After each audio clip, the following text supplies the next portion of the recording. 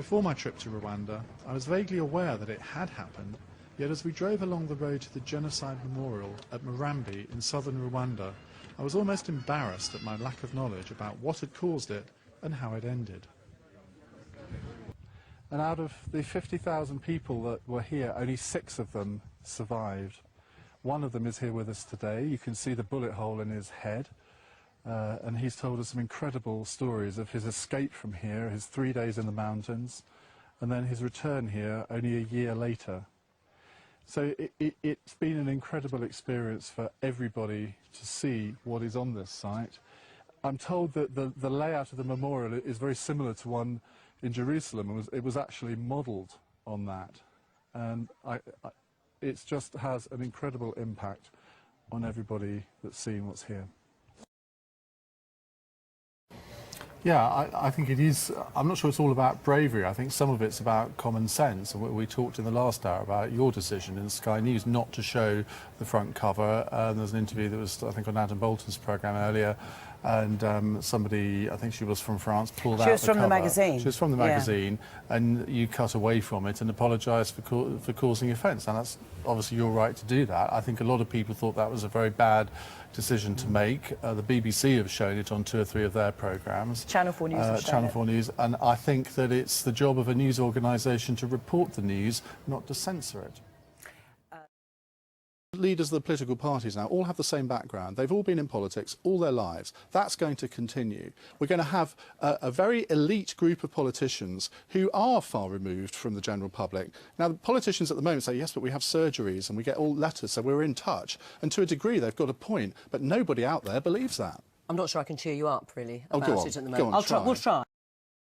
It will have lost us votes. It will have lost us our core constituency votes. At the beginning of this interview, you just said you were in favour of gay marriage. I personally am in favour of gay marriage, but I am not personally in favour of alienating our entire Conservative vote because of it. There's a simple thing that you can say to anybody who is against gay marriage. If you have a problem with it, don't marry a homosexual. I mean, it's as simple as that. I mean, do you not, as a Conservative, believe in freedom of the individual? I mean, this story in the Sunday Times, and they've done an analysis of the aftermath of Eastleigh, and there's no doubt about it, for the Conservatives it was a disastrous result, and it's no good any Tory MP going on the media pretending otherwise. But the question is what to do about it. Well, the one thing that they shouldn't do is try to out-UKIP. They cannot possibly do it. And yet, the evidence in the papers today is that's exactly what they're trying to do. You've got the NHS migrant story, you've got the potential abolition of the European Court of Human Rights. So they're saying we'll stand firm, we won't change, and then feeding out these right-wing UKIP stories. And you wonder where they've all come from. They're saying, oh, well, it's just a coincidence that these stories have come out today. Coincidences don't often happen in politics.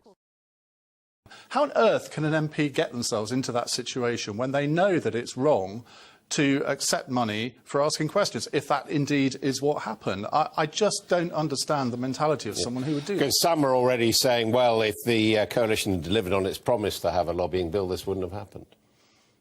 Well, even then, I suspect things like this will always happen in politics. Wherever there's money and politics together, there are always people who will take advantage of it for whatever reason. But as I say, I think there are going to be a lot of questions asked about a lot of outside interests after this. It's Boris Johnson in this survey. People reckon that he would be fun in bed. Well, I mean, you know, exactly.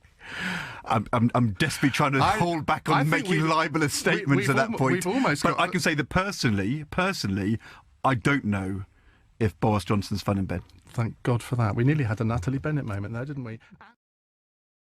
Let me put it to you all. You asked about Ed, but you asked specifically about Ed, and I think this is exactly why Jeremy Corbyn is shown in this Times poll this morning as way ahead of the rest of you, because he's given me a straight answer to a straight question, and the 3 of you can't do that. I don't think that's the reason why Jeremy's ahead in the poll.